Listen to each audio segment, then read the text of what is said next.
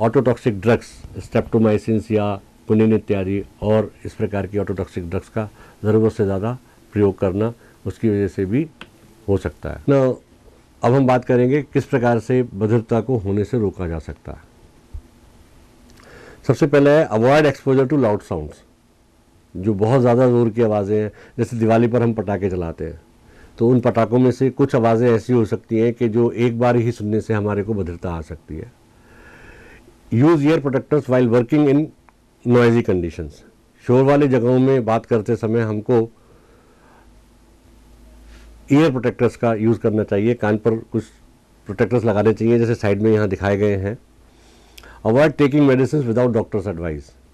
बिना डॉक्टर की सलाह के हमको दवाई नहीं लेना चाहिए। और do not use sharp edge things to scratch your ears and also don't put anything without the advice of the doctor. हम अक्सर सिर की पिन से, ऑल पिन से, पेंसिल की नोक से, माचिस की तीली इत्यादि से या यू क्लिप जो हम ऑफिस में यूज़ करते हैं, इनसे अपने कानों को कुरेदना शुरू कर देते हैं।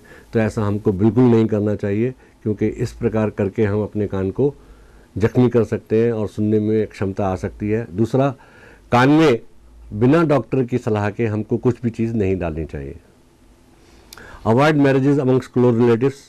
अपने नज़दीकी रिश्तेदारों में शादियाँ नहीं करनी चाहिए। Avoid deaf to deaf marriages. Encourage good health of the expectant mother. Seek health checkup at regular intervals. जो गर्भवती स्त्री है उसको स्वास्थ्य अपना अच्छा रखना चाहिए और समय समय पर डॉक्टर से जांच कराते रहना चाहिए। Delivery should be performed in the supervision of trained person.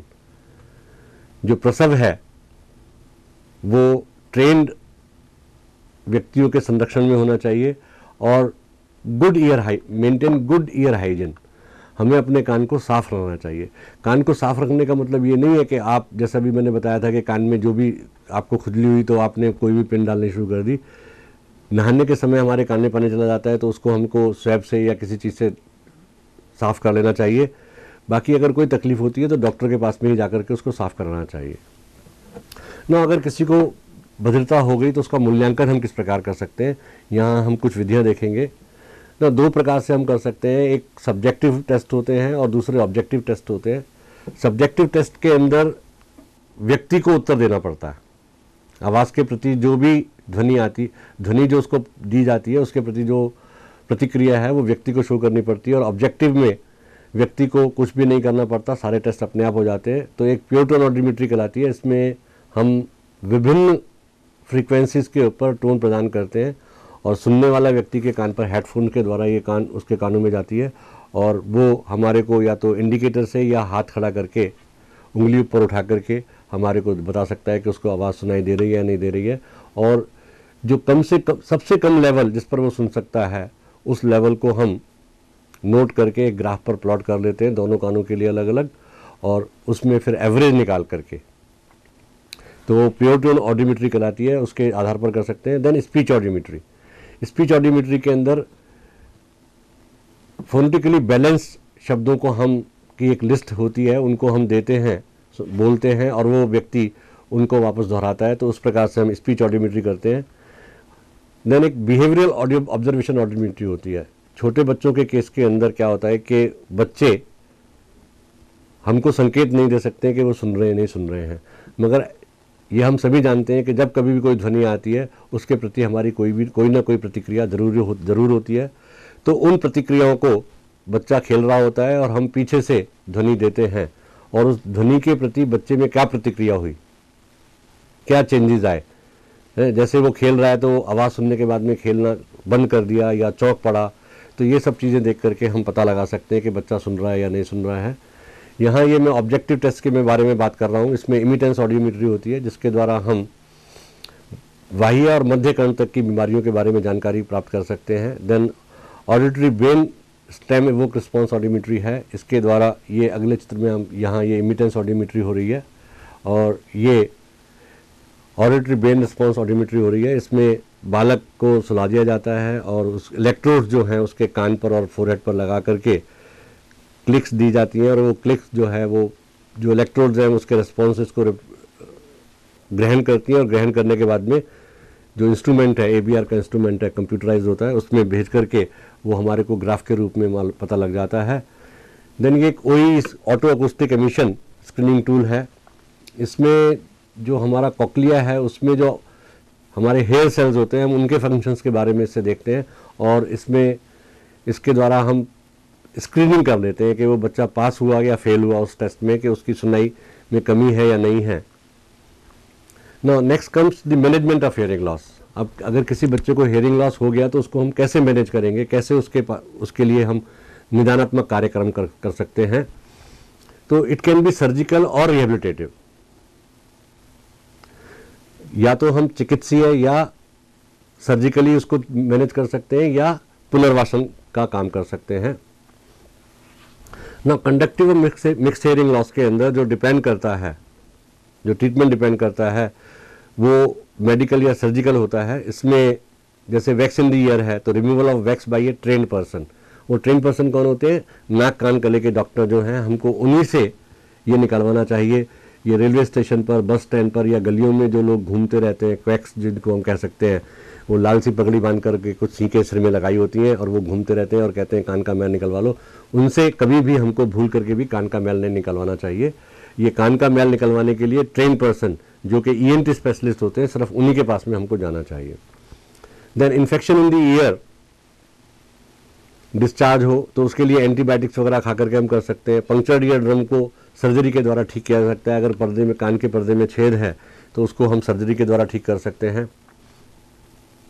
ना in case of sensory neural hearing loss, अगर सेंसरी न्यूरल हियरिंग लॉस है तो उस केस में ट्रीटमेंट ऑप्शन जो होता है वो एम्पलीफिकेशन, जिनको हम हियरिंग एड एम्पलीफिकेशन डिवाइसेस, जिसको हियरिंग एड्स कह सकते हैं, या कॉक्लियर इम्प्लांट का हम प्रयोग में कर सकते हैं। ना हियरिंग एड का जो फंक्शन है वो ये है कि hearing aid amplifies sound that will enable a person with hearing impairment to utilise his residual hearing.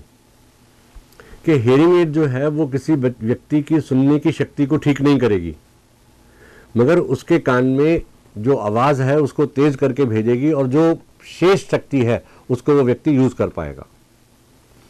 ना अलग अलग प्रकार के हियरिंग एड्स होते हैं और उनको हम किस स्थान पर लगाया जाता है उसके हिसाब से उसको क्लासिफाई कर सकते हैं। Body level hearing aids, completely in the canal hearing aids, in the ear hearing aids, behind the ear hearing aids and eye glasses. हम एक एक करके इनको देखेंगे। ये आपने देखा होगा कि बॉडी लेवल हियरिंग एड है, इस बच्चे ने लगाया हुआ है और दो तारें जो हैं वो कान में उसके गई हुई हैं। इसी प्रकार ये behind the ear hearing aids है, इनके अंदर जो है वो ये हुक की तरह से कान के पीछे लग जाता है और ट्यूब के द्वारा जो है ईयर मोल से कान के अंदर आवाज़ जाती है। देन तीसरा ये in the canal hearing aid, in the ear hearing aid आ गया। आप देख रहे होंगे कि कान में बहुत कम दिखाई देता है, काफ़ी छोटा रहता है। नेक्स्ट हियरिंग एड जो आ गया ये in the canal hearing aid आ गया, इसको ITC कहते हैं। कान में बिल्कुल भी नहीं दिखाई दे रहा है। और ये एक मैंने पिक्चर यहाँ दिखाई है, इसमें जो विभिन्न हियरिंग एड है, सबसे नीचे बिहाइंड द हियरिंग एड है, इन द कनाल हियरिंग एड है, कंप्लीटली इन द कनाल सबसे ऊपर है, बिल्कुल कनाल के अंदर हमारा चला गया, बाहर से हमको दिखता नहीं है। तो ये जो हियरिंग एड्स हैं किस व्यक्ति को कितना सुनने में कमी है, कितनी सुनने में कमी है, उसके आधार पर इसको हम डिसाइड करते हैं और लगाते हैं। Identification of hearing impairment is a process wherein we identify the child having hearing impairment from amongst the normal hearing children. Identification of hearing impairment का मतलब यह है कि जो सुनने वाले बच्चे हैं उन बच्चों में से हम ऐसे बच्चे को पहचानते हैं जिसको सुनने में किसी भी प्रकार की कमी है। ना आपकी कक्षा के अंदर 40, 50, 60 बच्चे हैं और अगर आप उन बच्चों में से ऐसे बच्चे को पहचान लेते हैं कि जिसको सुनने में कमी है, तो हम कहते हैं कि हम ये कह सकते हैं कि आपने हियरिंग इम्पेयर्ड बच्चे को आइडेंटिफाई कर लिया। ना अर्ली आइडेंटिफिकेशन की अगर हम बात करते हैं, जल्दी पहचान की हम बात करते हैं, तो अर्ली आइडेंटिफिकेशन का मतलब ये होता है कि identification of hearing impairment as close as possible to the onset. कि हियरिंग लॉस जब भी हुआ, सुनने में कमी जब भी हुई, उसके जितने जल्दी से जल्दी, मतलब जन्म के तुरंत बाद, 1 महीने में, 2 महीने में, 3 महीने में, या एक्वायर्ड लॉस है, जब भी हुआ उसके हम जल्दी से जल्दी उसको हम पहचान लें तो उसको हम अर्ली आइडेंटिफिकेशन कहते हैं ना। फ़ायदे क्या होते हैं? Provide adequate time for habilitative and rehabilitative process, कि हमारा जो पुनर्वास का या दूसरा कार्यक्रम है उसके लिए हमारे को बहुत सारा समय मिल जाता है।